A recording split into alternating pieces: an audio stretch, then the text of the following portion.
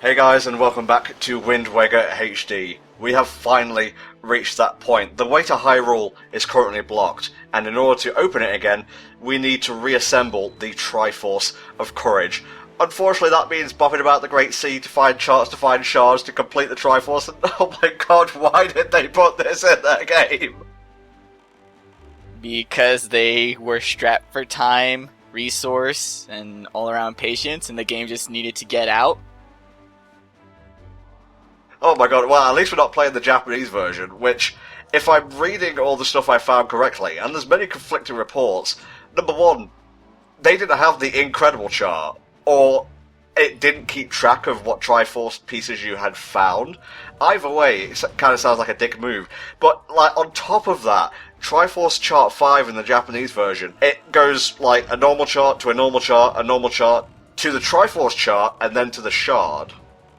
Okay, let me see if I can specify this. So, you know how there's those regular treasure charts just all over the place that can, at most, maybe snag you like 100 rupees or whatever? Yeah. So, okay, out of all of those random charts, there's one random chart, or treasure chart 16, which will send you to Shark Island, where you can get treasure chart 28, which will send you to Needle Rock, where you can get treasure chart 3, which you then need to go to Eastern Fairy Island and get treasure chart 40, which will finally send you to Headstone, which will then finally get you Triforce chart 5. All of that for the Triforce chart. Then you can send it into Tingle, get it deciphered, waste your fucking money, and then you get 1 out of 8 Triforce pieces.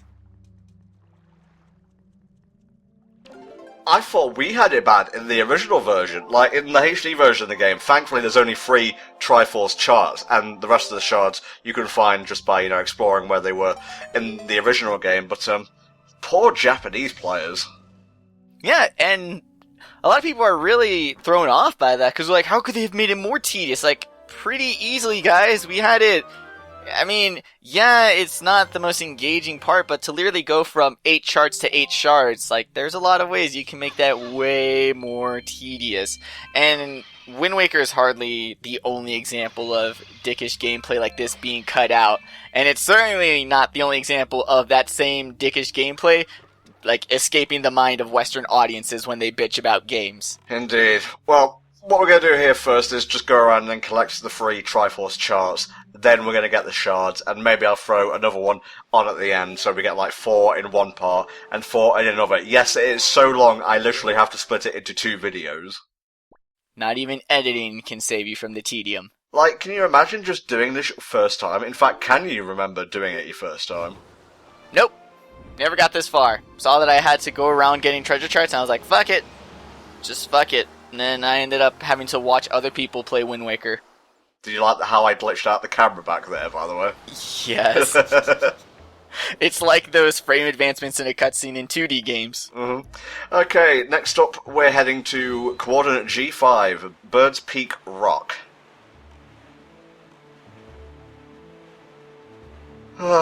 We could be doing so much more of our time right now. Weren't they, like, planning mini-dungeons to hold the shards, or is that just something I cooked up during a fever dream? I'm pretty sure that's a coked up fever dream. But yeah, no, they were working really hard in this game, and I'm kind of surprised that after Ocarina of Time suffered years and years, like almost half a decade of just delays, and I mean, they were planning on a completely different system, and then they changed everything. The fact that they gave Ocarina of Time so much leeway in its deadline, and then it eventually got developed and became the best video game of all time, 10 out of 10, IGN, whatever. I'm honestly surprised that, for this being a Zelda game, having the history of Ocarina of Time's shitty-ass development, that they would actually rush Wind Waker.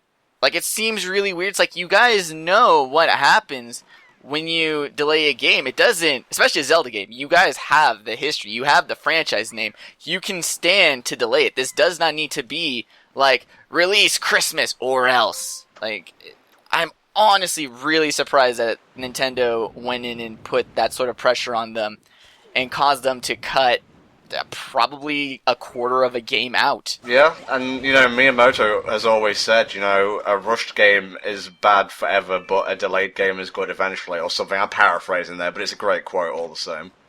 It's the exact same mentality. That's why, to this day, I still do not get why people are like, hurry up and release Zelda. It's like, no guys, you don't want Zelda to come out right now. You want to wait until Zelda is good, then you want it out. And then I care even less for the people who every E3, it's, where is the new Zelda? Like, even if a new Zelda game had just come out, because I remember very vividly that Skyward Sword came out, October, November-ish? It came out towards the end of the year. Yeah. The very next year, everyone was saying that it was Nintendo's worst E3 because they didn't show a trailer for Zelda.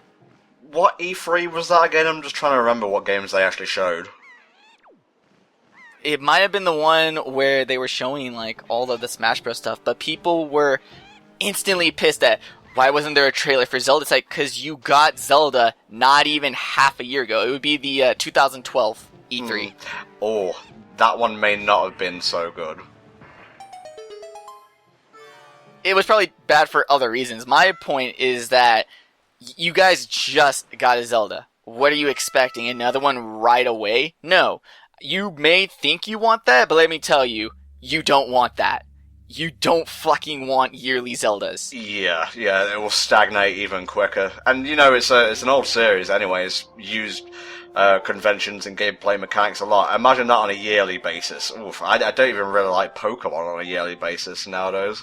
Yeah, I'm actually kind of happy that we don't have a new Pokemon coming out this year.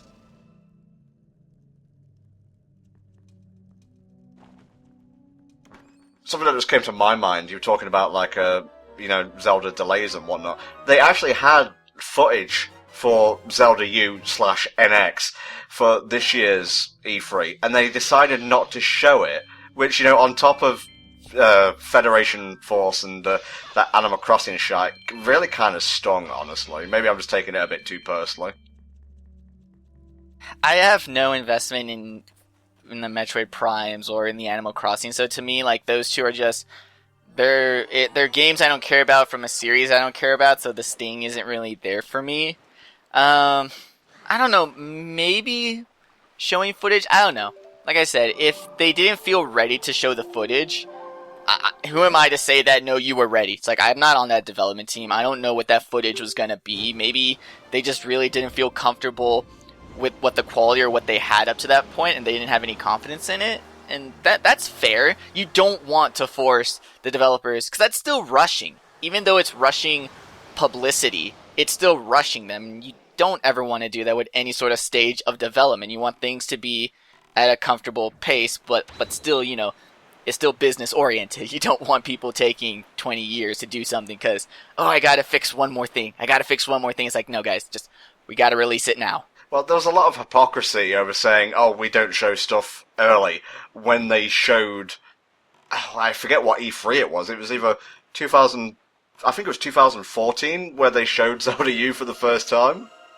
Yeah, that's the other thing too. Well, maybe that's just because they're okay with showing you an idea, or they're okay with wetting your whistle with it, but then once that stage is cleared, then they have a different sort of timetable on how things are revealed. Like I said, I don't work at Nintendo. They have their own philosophy, and honestly, this is one thing about Nintendo development that there's not a lot of talk about, in interviews and stuff. There's a lot of talk and that you can look up with the developers themselves, what's their ideology, in what stage, do they start with a story first, do they start with a gameplay first, do they start with art concept first? There's a lot of information on how their development cycles, their ideology works, but there's actually not a lot on the publicity side. But then again, that's also probably due to when most people are I want to work in the game industry, 99% of the time they want to work as a game designer. No one wants to work as a producer. No one ever thinks about working as a publicist. But to me, those are just as much a part of game development as, actually putting code into a computer, because when you become the bridge between your audience and the developers, sometimes you'll have developers that will hang on every word that the public says and will honestly pull a fucking 180 on their whole project to satisfy that. Yeah. And you could have a developer that just doesn't give a fuck, that is all about their artist integrity. So, to me, I would honestly like to hear a lot more on that other half of Nintendo. Not so much the coders, but like the people. Didn't realize you actually felt this strongly about game development. Well, it really starts from the fact that I like contextualizing video games. I really like seeing them as a product of their development. The game is not just the game. You have to look at what was going on while the game was being made. Okay. And that is as much of what makes a game. Mm-hmm. And it's just, to me, I can see beyond that, oh, the coder did this. It's like, well, what were the people saying about it? Because that affects it. And, I don't know, I guess that's probably, to me, it's just as much an interesting part of a game being developed. Well, it helps us to kill time, I guess. We're just bopping around getting charts right now. And we are here on, let me bring up my notes, A5, Needle Rock Isle. The chart isn't actually on the isle itself. It's, I believe it's contained within one of the battleships that you can find dotted around the place. But, I don't know, I just wanted to explore a little bit here. Didn't feel right to cut this out. Also, this is the chart that is switched, only instead in Japanese this chart is on Headstone instead of in Needle Rock. Mm-hmm. But I do like this area. I do like how it's a ship graveyard. I kind of don't like that it's inside a cave. It would have been cool if this was, like, in an area on the sea. Yeah, and maybe a lot bigger, just because, boats are a big thing. I would actually like to see a lot more commercial boats, or just like private boats. I mean, we have a whole town of people, and they were all bidding on a sail, so yeah. Would have been cool to maybe see little Jimmy from the island just sailing. Maybe we never see him ever again because he sucks at sailing. Oh, that's horrible, mate. You don't want to drown some unfortunate kid just to get your jollies off. Majora's Mask would have done it. Majora's Mask does a lot of things, mate. We don't need to compare it. That might have helped with the sea's empty feeling, even though I'm not gonna say the Great Sea is empty, because it sure as hell is, and there's a lot of stuff to do, but for some people it feels empty. So maybe it would have helped if like you saw more just passing by ships other than the beetle ships that sail in a circle around the islands. I guess so. And then having a ship graveyard like as a big area would have been really cool and really spooky. Alright, let's go get this chart, and then we can head on back to Tingle to get these deciphered. Because we can't just use the Tingle Tuner to let him know we're coming. Still a little bit salty about that. I mean, you have the gamepad right there. No, Tom, we've already covered this. Calm down. It's the golden one over there. That's the one we're aiming for. Well, that's how you know. Well, you got all those bombs. Might as well use them, I guess. Seriously. Rapid fire cannon. Now, I imagine if we try and drag this up from the depths, we'll get clocked with a bomb, so let's just take out these guys first. Interesting point, though. In the original game, if you got hit, like, at all, Link would go flying out of the boat. In the HD version, not so much. He just stays in the boat and takes damage. Thank you. See, you're still being punished for the damage, but at the same time, you don't have to swim back to your boat, then try and... Because not only can Link just not directly climb in, you have to like hold the direction against the boats that he eventually pulls himself out, and it's plenty of time for another bomb to knock you, push you away from the boat, lather, rinse, repeat this annoying process. At this point in the game, just looking at my rupee count, you would be trying to get every rupee that you could get your grubby little cel-shaded mitts on, because I did a little bit of calculation here. Each chart costs 398 rupees to translate, and there are 8 of them, so, by the process of calculation, 398 times 3,184 rupees. 3,184 rupees, plus 201 if you decide to go with the incredible chart, and considering it will probably be your first time playing, you will want to pay those costs. 3,385 rupees in order to complete the game. Nice. Nice. Well, I think it's the exact opposite of nice. That is the definition of a money crunch. Yeah, let's ignore that. Although, thankfully, we've done the build-up now, so after we get these translated, it's just going to be us exploring for the shards, and honestly, I would have preferred that. Like, the incredible chart should have just given us a location of the Triforce shards, and then you have the feeling of exploration. I kind of wish they combined that with like mini Triforce shard dungeons to make the perfect experience, but I think they could have eased up on the busy work. Yeah, because with the 8, I'm trying to think of how you could have done it, because I had an idea that it would have been similar to the Ganon Tower trials in Ocarina of Time, where you pretty much had a dungeon for each, or you had a trial for each dungeon, something of that size. But I'm thinking that there were 8, so they could have done the original 6 plus the earth and wind that we've added in this game.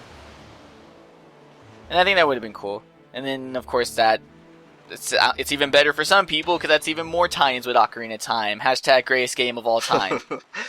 Although, actually, speaking of money crunch, if you want to play a game where money is of the utmost importance, play Tingle's freshly picked rosy-coloured Rupee Land. Holy shit. Even the final boss involves shooting money.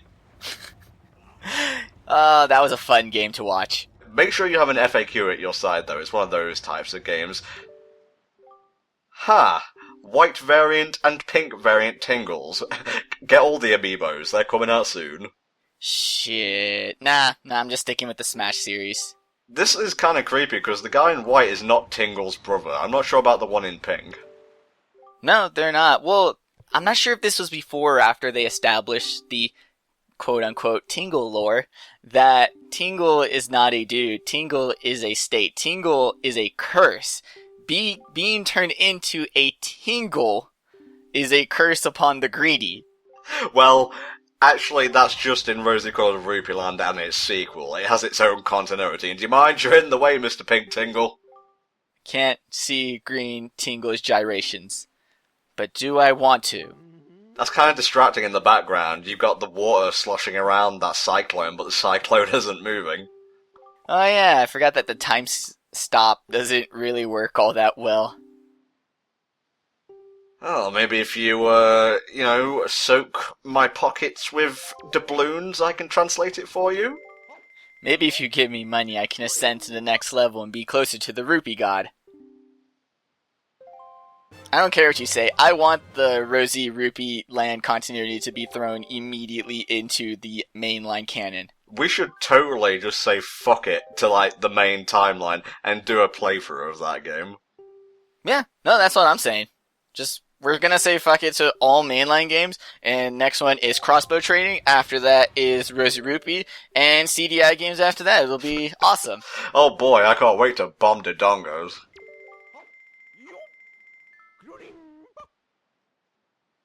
So, Mexi, actually, I just remembered you didn't do this. I was gonna ask you if you did it all at once, or if you, got a few charts, translated them, went away and came back and translated more. I usually did them all at once, and you can just imagine the tedium of seeing this over and over. Yeah, but I can imagine that if I had gone through it, it would have been find a chart, get it deciphered, find the shard, find the next chart, because I used to play games super unoptimized, so I would have done each shard and then repeated the process 8 times. Mm-hmm. And then I would have hated this game even more. Okay, I guess we've got the means to start finding shards now. So let's head back to B4, Greatfish Isle, where we'll be able to pick up the first one. Yeah, so is that all 3 charts? That is all 3 charts, yeah. Nice, so now on to shards. Coolio. I'm so glad we weren't doing the original version of the game. You know, graphical nitpicks aside, I think this is a more optimized version. Yeah, I mean, how else were we going to fill in all of that dead commentary space in which you interject with color correction if we were playing the original? We would have to actually talk about the game. Sweet Jesus. Right, what you can't see here is me just opening the charts on the touchscreen of the gamepad. The thing about the Triforce shards, usually when you're hunting for treasure, you'll see a little ring. This one is more like a light spire, and they're really hard to miss. I mean, you're not going to mistake them with a regular treasure ring. Easier to find at night, though. Oh my god, it's the ghost ship! Oh, shit. Wait, no, that's a good thing. We need that. We need it. Keep it. Yeah, but we need the ghost ship chart first, more of which in the next part. Game, why? It's right there. Why can't I just? Same thing with the Triforce shards. Why can't I just? Like, say I know from the get-go. Why can't I be on my way to Dragon Roost Cavern and be like, you know what? I'm gonna randomly stick my claw in the ocean and oh, look at that. I found a piece of the Triforce. That would allow you to complete Nintendo's game too quickly, and they can't be having that. Oh, but not locking in reverse momentum totally doesn't make you get through the game faster. Okay, next one we can find on coordinate C5, Stone Watcher Island.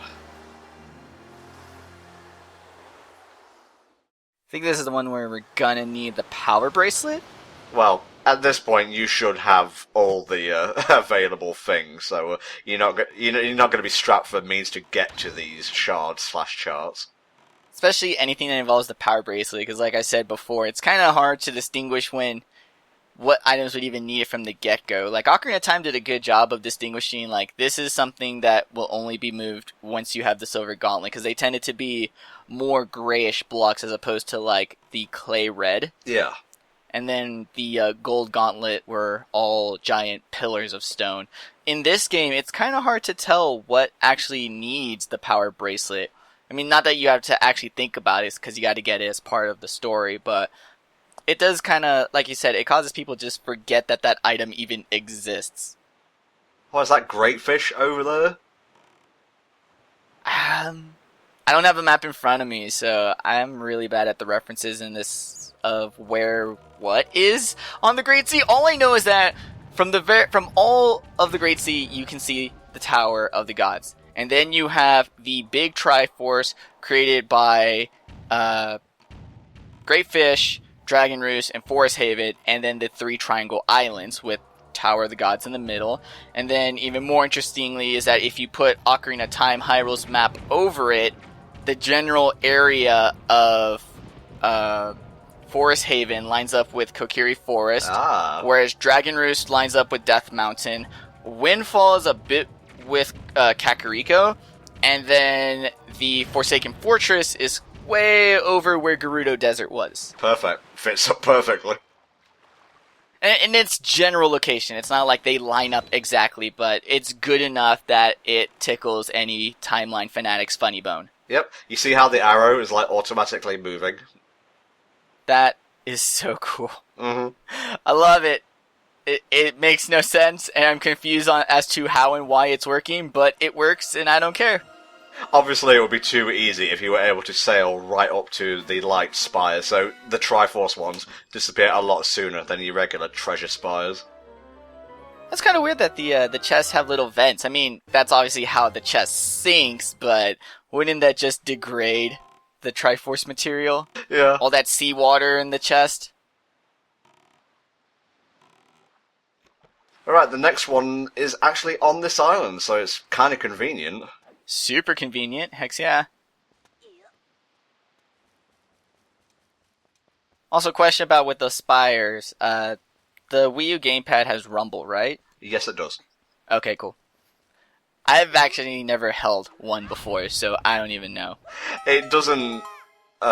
what's the word I'm looking for? It doesn't hold a candle, shall we say, to the GameCube. Like, for example, when the Master Sword is being powered up. In the original, it felt like my pad was going to shake itself apart.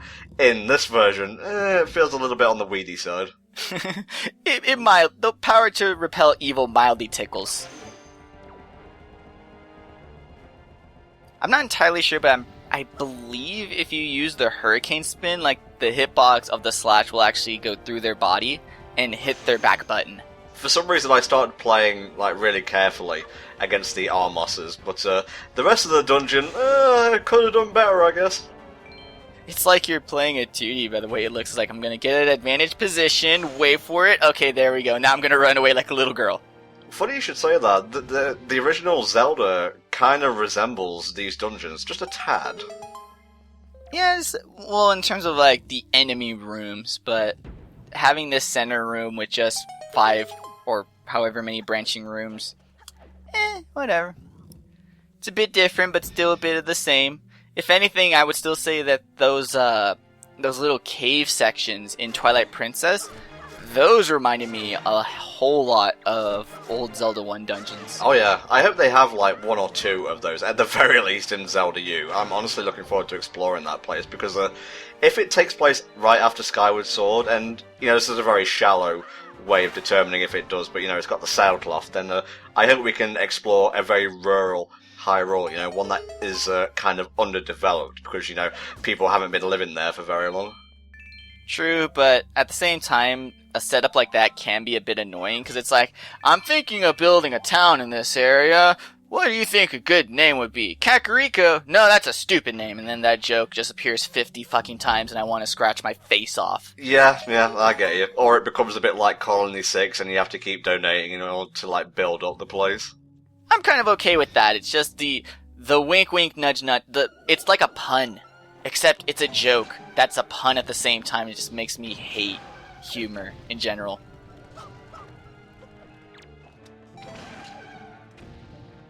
I see we're switching over to fire arrows now. Oh yeah. Ice is so passe at this point. Ice is so Wind Temple. Also, I do know that you can use the skull hammer on those pillars. Yep. Get you some delicious rupees, but we're playing HD version. We're good. Feels good. I don't have to waste my fucking time. Allow me to waste my time while wasting my time because I'm playing video games.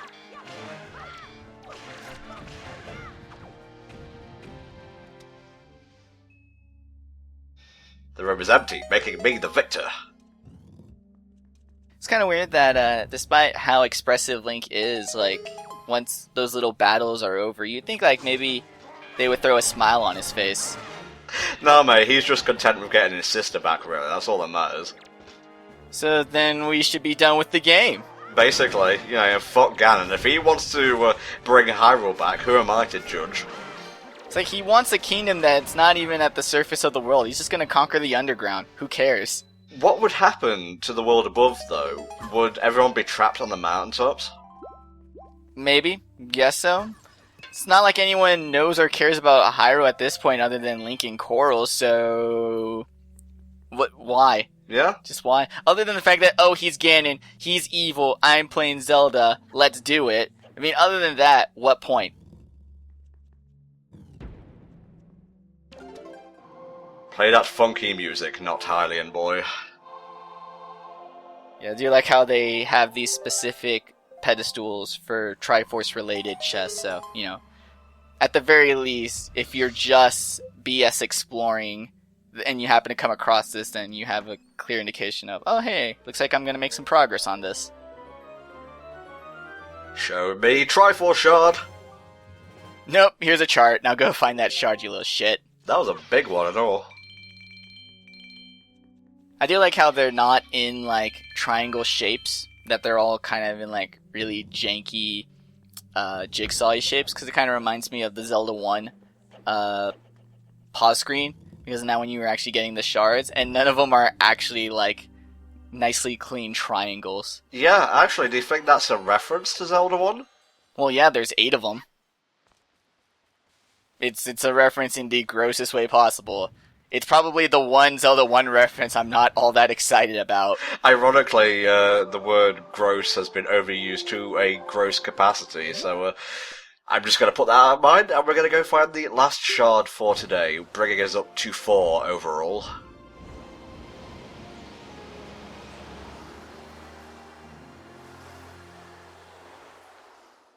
Oh yeah, I forgot that there's really neato constellations here. I always remember just the moon being interesting about the night sky, but yeah, there's also constellations and shit. It's just very pretty, really. Okay, we're going to G6 now, Cliff Plateau Isles. You don't remember this one? Not really. To be honest, a lot of these I'm not remembering it. I usually tend to remember them based on, like, what's there, which, yeah, I know that's, like, how they're named, but, like, the flying minigame, I don't know that as the something platform. Oh, look, we've got a little bit of a cameo from the Georg over there. The Georg Lopez? Ugh. We'll get to Majora's Mask next year, don't you worry. But for the time being, we've got a bunch more shards to find. So we're going to head over to Windfall, and if you know the Triforce one, you can probably guess what's coming next. So we'll see you next time for the second half of the Triforce of Courage hunt. Goodbye for now.